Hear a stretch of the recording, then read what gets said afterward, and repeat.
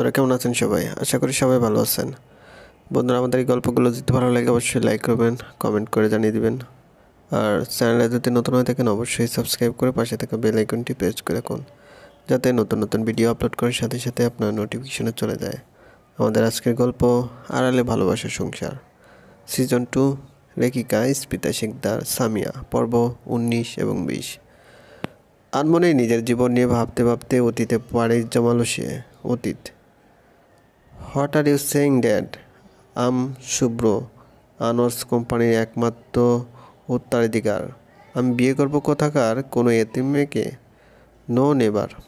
ছেলের কথা শুনে ভড়কে যায় আনোয়ার সাহেব।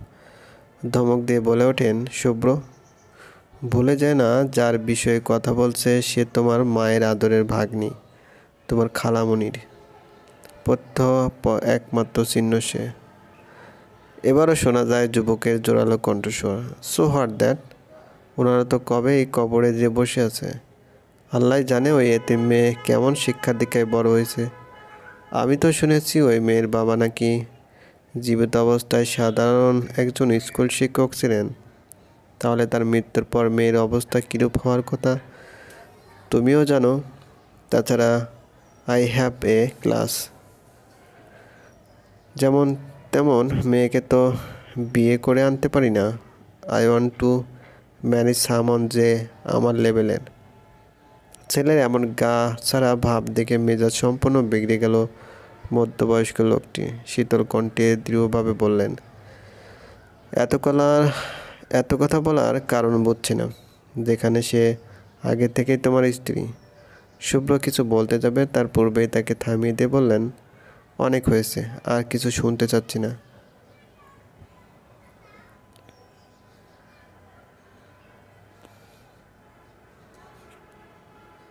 অনেক হয়েছে, আর কিছু শুনতে চাচ্ছি না।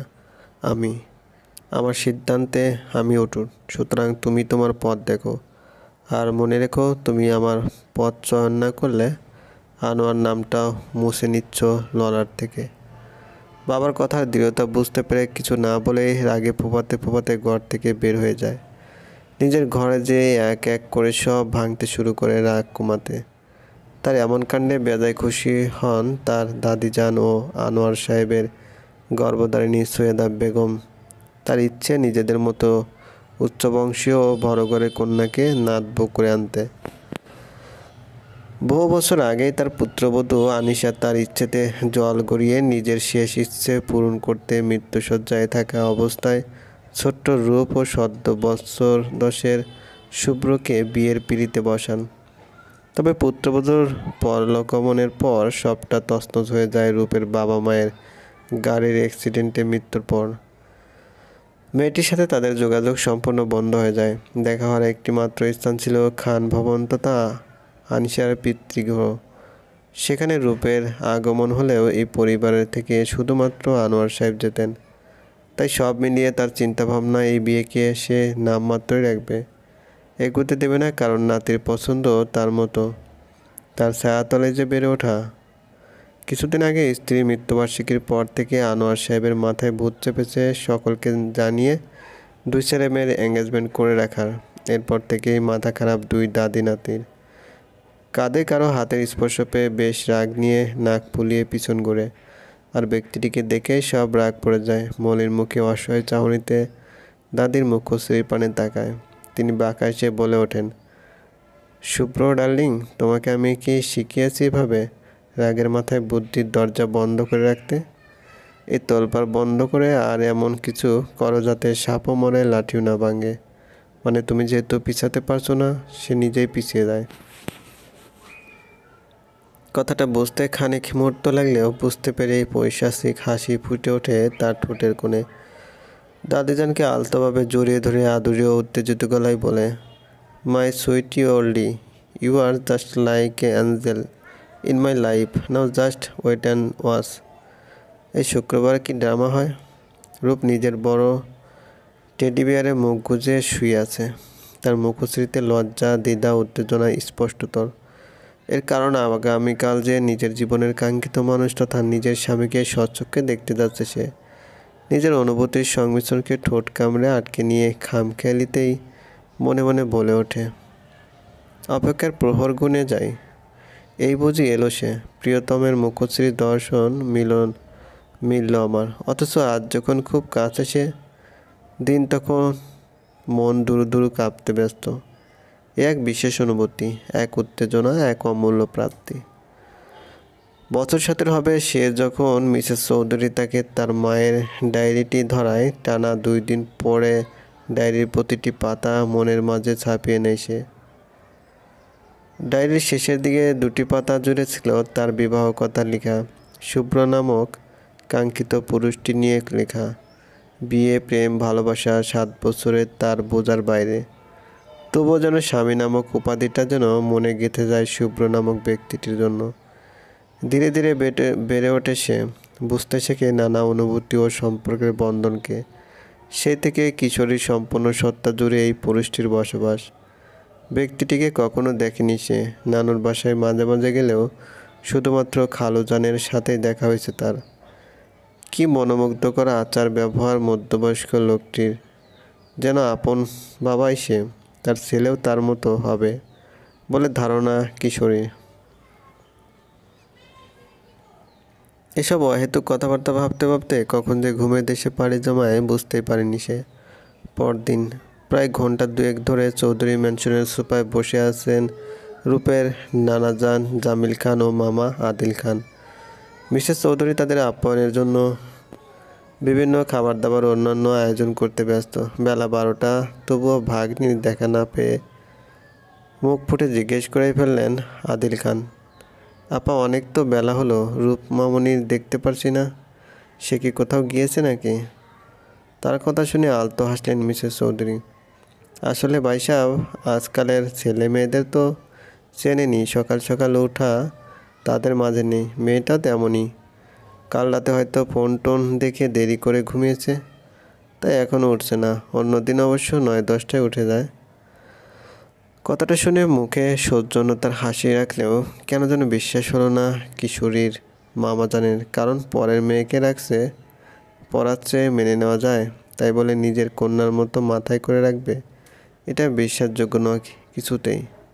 এমন সময় ঝড়ের গতিতে এসে ঝাপটে ধরে কেউ মিসেস চৌধুরী। ব্যাপারটা কিছুটা হকচকিয়ে যায় উপস্থিত সকলে। তবে সেসবের ধ্যান নেই রূপের। আদুরে বিড়ালছানার ন্যায় মাকে জড়িয়ে মৃদু গলায় বলে ওঠে, গুড মর্নিং মাম্মা, একটু আদর করে দাও তো, মাথাটা বড় ধরেছে। মধ্যবয়স্কা অবাক হয়ে জিজ্ঞেস করে, সে কি, কেন? আজ মর্জিয়া আমার রুমে মনে হয় কফির জায়গায় চা রেখে দিয়েছিল। আর তুমি তো জানো, ঘুম থেকে উঠে কফি না পেলে আমার হেডেক শুরু হয়ে যায়। মিসেস চৌধুরী মৃদু রাগ মিশ্রিত গলায় সেই কাজের লোকটিকে ডাক দিয়ে বললেন, তোমার ধ্যান কোথায় থাকে মর্জিয়া? দেখো মেয়েটাকে কতটা টায়ার্ড লাগছে, এখন আবার জার্নি করবে, যদি বেশি শরীর খারাপ হয়। অষ্টাদশী যুবতী নিজের ত্রুটির জন্য আমতা আমতা করে ক্ষমাসূচক দৃষ্টিতে বলে ওঠে, সরি ম্যাম, আমি আসলে বুঝতে পারি না। কিশোরী পুনরায় আদুরে গলায় বলল, থাক না আম্মা, ওকে, বাট আমার মুড নেই নিজের হাতে খাওয়ার, তাই তুমি প্লিজ। মিসেস চৌধুরী তার মাথায় হাত বুলিয়ে বলে ওঠেন, আর বড় হলি না, এই মেয়ের নাকি আবার এঙ্গেজমেন্ট হবে।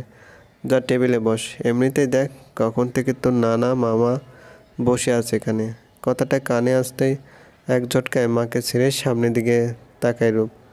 এতক্ষণ সে খেয়াল করেনি যে কেউ বসে আছে তাদের হলে। কিছুটা হচকচিয়ে যে বলে, মামা, নানু, তোমরা এত সকালে?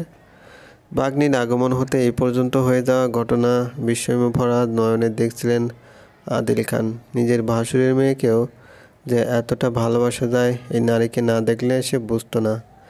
সত্যি এই নারীটি তার ভাবনা সম্পূর্ণ বদলে দিয়েছে।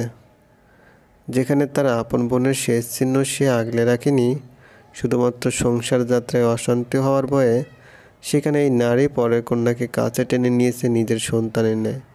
তিনি রসিকতায় ভাগ্নিকে উদ্দেশ্য করে বলেন, মামা, আমাদের জন্য তো এখন ভরা দুপুর, তবে তোমার ভোর হয়তো মাত্রই হয়েছে। নিজের 2 জোড়া ঠোঁটের ফাঁক হতে আগত উক্তিতে নিজেই লজ্জা পেয়ে যায় কিশোরী। মাথা নত করে অসহায় চাহনিতে মায়ের দিকে তাকায়। মায়ের মন কি আর না বুঝে সন্তানের মনের কথা। তিনি মেহমানদের উদ্দেশ্যে বলেন, চাচা যান, ভাই সাহেব, আপনারা মিষ্টিগুলো খান, ততক্ষণে আমি মেয়েকে খাইয়ে আসি। কেমন? জি আপা। রূপকে খাওয়াতে খাওয়াতে মিসেস চৌধুরীর মোবাইলের কল রিংটোন বেজে ওঠে। স্ক্রিনে ভেসে ওঠা নাম্বারটি তার পুত্রের। সে বিজনেসের এক জরুরি কাজে বিদেশগত। এমন সময়ই এঙ্গেজমেন্টের দাবি করেন আনোয়ার সাহেব। তার হাতে যেহেতু খাবার লেগেছিল, তাই কিশোরী মায়ের ফোনে আসা কল রিসিভ করে স্পিকারে দেয়। অপর পাশ থেকে একজন যুবক উৎসুক কণ্ঠে বলে ওঠেন, হ্যালো মা, পিচ্চি কোথায়? কল দিতে না দিতেই বোনের খোঁজ। তোর বোন আমার সামনেই বসে আছে, ব্রেকফাস্ট করিয়ে দিচ্ছি। বিধান নাক ফুলিয়ে বলল, ধুর মা, রসিকতা করো না তো, এমনিতেই মন মেজাজ খারাপ হয়ে আছে। তার কথায় সবাই অবাক। কেন বাবা, কী হয়েছে? মা, বুঝেও না, বোঝার ভান করবে না। তুমি বেশ ভালো করেই জানো আমি পিচ্চির এঙ্গেজমেন্টের কথা বলছি। বুঝি না বড় বাবা, কি করে এতটুকু একটা মেয়ের বিয়ে দিয়ে দিল, এখন আবার এঙ্গেজমেন্ট। আমার বোনের গায়ে এখন পর্যন্ত একটা ফুলের টোকা পড়তে দেয়নি। ভেবেছিলাম প্রথমে তার কেরিয়ার সেট করে জেনে শুনে ওকে আমার মতো আগলে রাখবে, এমন এক ছেলেকে দেব। সেখানে কোথাকার কোন ছেলের সাথে বিধান চৌধুরীর বোন চৌধুরী বাড়ির রাজকন্যার বিয়ে হচ্ছে। পিচ্চিটার বয়সই বা কত? তীব্র ক্ষোভ নিয়ে কথাগুলো বলল বিধান। কিশোরী শঙ্কিত চোখে এক পলক মোবাইল ও সোফায় বসা দুজন পুরুষকে পরখ করে নিল। তাদের চেহারা দেখে বোঝা যাচ্ছে তারা বেশ হতবাক। মিসেস চৌধুরী কপার ট্রাক দিয়ে ছেলেকে উদ্দেশ্য করে বললেন, বিধান, তুই কিন্তু বেশি কথা বলিস। আপার ভাই যেহেতু ঠিক করেছে, অবশ্যই বুঝে শুনে করেছে। তোর যদি কোনো রূপ সন্দেহ থাকে, তুই না হয় দেশে এসে। আর এঙ্গেজমেন্ট হচ্ছে তোর বোনের বিয়ে না, তাই এত অহেতুক কথা ভাবিস না। পরিস্থিতির অস্বাভাবিকতা কাটাতে রূপ বলে ওঠে, ভাইয়া শোনো না, আমার না কিছু লাগবে। পিছিয়ে আমি তো কল দ্রুত ডিসকানেক্টেড করছি না, ধীরে সুস্থে বল, গলায় খাবার আটকে যাবে তো। সেসব ছাড়ো, তুমি না আমার জন্য আসার সময় বেশ কিছু ডলস, টেডি বিয়ার্স আর সিন্ডেলার ড্রেস এনো। পরে বাচ্চা মধ্যে ফিক করে হেসে দিল, আচ্ছা নিয়ে আসবো। আর আম্মু শোনো, ওর দরকারি জিনিসপত্র ঠিকমতো ব্যাগে রেখেছো তো? আর ওর মেডিসিন, সেই সাথে পছন্দের স্ন্যাক্সও মনে করে দিয়ে দিও। 5-10 হাজার টাকাও দিও। জানোই তো খাবার নিয়ে কতটা বাছ বিচার করে, কাউকে বলতেও পারে না, না খেয়ে থাকে। আর ওই বাসায় গেলে ওনারা এত টাকার মালিক হয়েও কী সব ছোটো মাছ, ডাল, মোটা চালের ভাত রান্না করে। প্রতি বছর শুধু বড় বাবার আম্মুর মৃত্যুবার্ষিকীর উদ্দেশ্যে একদিনের জন্য যায়, এতেই আমার বোন কাঠি হয়ে আসে।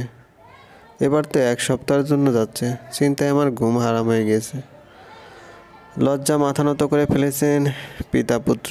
মনে মনে ভাবছেন, সত্যি তো, বাসায় এত মাছ গোস্ত থাকতে ওই মেয়ে যেদিন বাড়িতে যায় সেদিন এসব নগণ্য খাবারই তৈরি হয়। মিসেস চৌধুরী এবার ছেলেকে শক্ত গলায় এক ধমক লাগিয়ে কল ডিসকানেক্ট করতে বললেন রূপকে। তারপর অতিথিদের উদ্দেশ্য করে বললেন, কিছু মনে করবেন না, একটাই বোন তো ছেলের, একটু বেশি আদরের। ওর খাওয়া তো শেষ, যা মামনি তৈরি হয়। শুনে কিশোরী নিজের কক্ষের দিকে পা বাড়ালো। ঘরে যেয়ে দেখলো মা আগে থেকে সব কিছু প্যাকিং করে রেখে দিয়েছে। বেডের ধারে নিজের বিশালাকৃতি আলমারি খুলে সব পোশাক হাতিয়ে হাতিয়ে ভাবতে লাগলো কোনটি পরবে। আজ যে বড় বিশেষ দিন তার জন্য। শেষ পর্যন্ত একটি কালো লং ড্রেস আর লেগিংস পরে নিল। মাথায় হিজাব পেঁচিয়ে চুলগুলো ঢেকে নিল। সবসময়কার মতো সৌন্দর্যের বর্ধনে তার সাথে এক বিন্দু কাজল ও মৃদু গোলাপি লিপস্টিক। তাকে ব্যাগ হাতে নিচে নামতে দেখে জামিল খান বলে ওঠেন, মাশাআল্লাহ, নাতিনকে তো পুরাই চাঁদের কণা লাগছে। চল আদিল, আমরা এখন বেরোই। জি চাচা, তবে ভাই সাহেব, একটা কথা ছিল আমার। মিসেস চৌধুরীর বিনীতভাবে কথাটি বলায় কিছুটা অবাক হলেন উপস্থিত সকলে। হ্যাঁ আপা বলেন। আপনি তো কল স্পিকারে থাকায় সবই শুনেছেন, আর নিশ্চয়ই বুঝে গিয়েছে বিধান রূপকে নিয়ে কতটা যত্নশীল। অনেক কষ্টে আমি ছেলেকে এই এঙ্গেজমেন্টের জন্য রাজি করেছি। যদিও আমি নিজেও এখন এসব চাচ্ছিলাম না, আমার মেয়েটার বয়স বা কত, কিন্তু ভাই ভাবির কথা রাখতেই রাজি হয়েছি। ছেলেকেও অনেক কষ্টে মানিয়েছি, তাই একটু খেয়াল রাখবেন রূপের। ওর কোনো অযত্ন হলে বিধান চৌধুরীর রাগ সম্পর্কে তো জানেনি। 1 সপ্তাহ পর মেয়ে যেন আমার যেমন রূপে পাঠাচ্ছি তেমনই আসে। আর এই কিছু টাকা রাখেন, ওর কিছু দরকার হলে। আদিল খান এবার পুরো কনফিউজড হয়ে গিয়েছেন। এই মধ্যবয়সী নারী ওনাকে আবেদন করলেন নাকি ধমকি দিলেন। খানিক বুদ্ধি খাটাতে বুঝতে পারলেন এ ছিল ভদ্র ভাষায় হুমকি। গলা শুকিয়ে আছে ওনার। মনে মনে বললেন, এই কাজ একমাত্র বিধান চৌধুরীর মায়ের দ্বারাই সম্ভব। কিন্তু মুখে বললেন না।